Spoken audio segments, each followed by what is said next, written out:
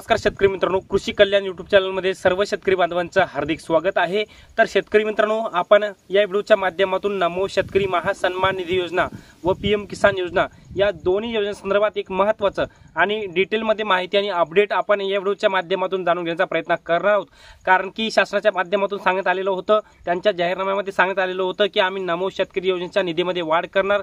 आता खरंच या निधीमध्ये वाढ होणार का? कारण की शेतकऱ्यांच्या माध्यमातून महत्त्वाचे प्रश्न उपस्थित केले जात आहेत। याचबरोबर आपण शेतकऱ्यांचे संपूर्ण प्रश्नाची उत्तरं म्हणजे नमो शेतकरी आणि पीएम किसान या दोन्ही योजनेसंदर्भात संपूर्ण शेतकऱ्यांच्या प्रश्नाची उत्तरं आपण या व्हिडिओच्या माध्यमातून देण्याचा प्रयत्न करणार आहोत।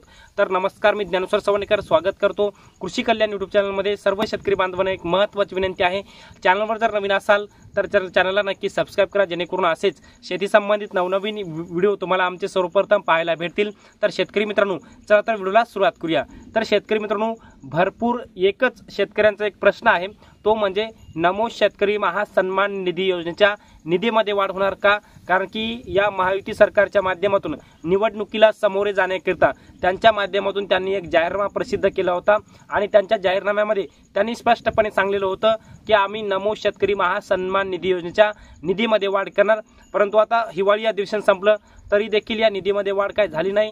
शेतकऱ्यांना आता पुढच्या हप्त्याची प्रतीक्षा लागलेली आहे आणि शेतकऱ्यांच्या मनामध्ये एकच प्रश्न आहे की आता पुढचा हप्ता निधीमध्ये वाढ होऊन येणार का? तर याचं उत्तर आहे नाही। कारण की जर निधीमध्ये वाढ होणार असली तर हिवाळी अधिवेशनामध्ये शासनाच्या माध्यमातून तरतूद केली असती, परंतु सध्या तरी राज्य सरकारच्या माध्यमातून तरतूद केली नाही। त्यामुळे नमो शेतकरी योजनेचा पुढील येणारा 6वा हप्ता तो 3000 रुपयाचा नव्हे तर तो 2000 रुपयाचा येणार आहे। त्यामुळे शेतकऱ्यांनी याच्यावरती क्लिअर करावं। त्यामुळे आता जर नमो शेतकरी योजनेच्या निधीमध्ये सरकारला जर वाढ करायची असेल तर येणाऱ्या अर्थसंकल्पीय अधिवेशनामध्ये या निधीच्या वाढीची तरतूद करावी लागेल। तरतूद केल्याशिवाय पुढील हप्ता येणार नाही, हे मात्र मी तुम्हाला स्पष्टपणे या व्हिडिओच्या माध्यमातून सांगतो। परंतु मित्रांनो, आता जे काही नमो शेतकरी योजनेच्या निधीमध्ये वाढ होणार तर किती रुपयांची होणार? त्यांच्या वचननाम्यामध्ये त्यांनी सांगितलं होतं की आम्ही नमो शेतकरी योजनेचा जे काही शेतकऱ्यांना वार्षिक 6000 रुपये भेटतात ते आम्ही 6000 रुपयावरून 9000 रुपये करू। म्हणजे प्रत्येकी जे काही 2000 रुपयाचा हप्ता शेतकऱ्यांना भेटत होता ते आम्ही 2000 रुपयावरून 1000 रुपयाने वाढ करू। म्हणजे 3000 रुपयाचा हप्ता प्रत्येकी 3 हप्ते म्हणजे 9000 रुपये आम्ही करणार। परंतु सरकारने काय निधीमध्ये वाढ केली नाही। त्यामुळे आता नमो शेतकरीचा येणारा पुढील हप्ता 2000 रुपयाचा येणार आणि पीएम किसानचा सुद्धा येणारा 2000 रुपयाचा हप्ता येणार। भरपूर शेतकऱ्यांच्या मनामध्ये एकच प्रश्न विचारला जातोय की तो म्हणजे दादा, नमो शेतकरी महासन्मान निधी योजनेचा जे काही येणारा जे काही पीएम किसान योजनेचा जे पीएम किसान आणि नमो शेतकरीचे जे काही 2 हप्ते आहेत ते एकत्र येणार का? तर याचं उत्तर आहे हो। कारण की नमो आणि पीएम किसानचा हप्ता हे दोन्ही हप्ते एकत्र शेतकऱ्यांच्या खात्यामध्ये जमा होणार आहेत। परंतु तो कधी होणार याचं सरकारच्या माध्यमातून स्पष्टपणे सांगण्यात आलेलं नाही। याची तारीख सुद्धा जाहीर सरकारच्या माध्यमातून करण्यात आली नाही। तर शेतकरी मित्रांनो, अखेर पीएम किसान आणि नमो शेतकरी योजनेचा जे काही 2 हप्ते एकत्र आहेत ते एकत्रच येणार आहेत। आणि कारण की आपण जर पाहिलं तर मागीलचा जे काही हप्ता होता ते हप्ता येऊन भरपूर दिवस झालेले आहेत आणि आता या डिसेंबर महिन्यामध्ये हप्ता काय येणार नाही, परंतु जानेवारी महिन्यामध्ये 100% हप्ता येण्याची शक्यता मात्र जास्त आहे।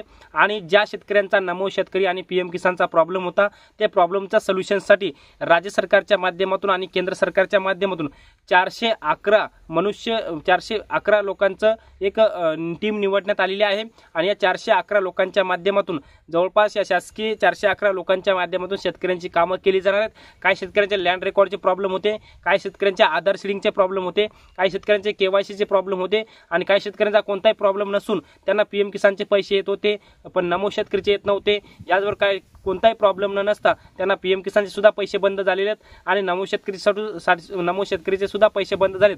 अशा लोकांचे प्रॉब्लेमच्या सोल्युशनसाठी शेतकऱ्यांसाठी या 411 मनुष्यबळांची निवड करण्यात आलेली आहे आणि हे 411 लोकांची टीम आता महाराष्ट्रभर फिरून शेतकऱ्यांचे नमो शेतकरी आणि पीएम किसानचे प्रॉब्लेमचे सोल्युशन करून देणार आहे। कारण की आता भरपूर शेतकरी म्हणत होते की दादा आम्ही तहसीलकडे गेलो सगळीकडे गेलो, परंतु आम्ही पीएम किसान आणि नमो शेतकरीचं प्रॉब्लेमचं सोल्युशन आमचं कोणी करून देत नाही।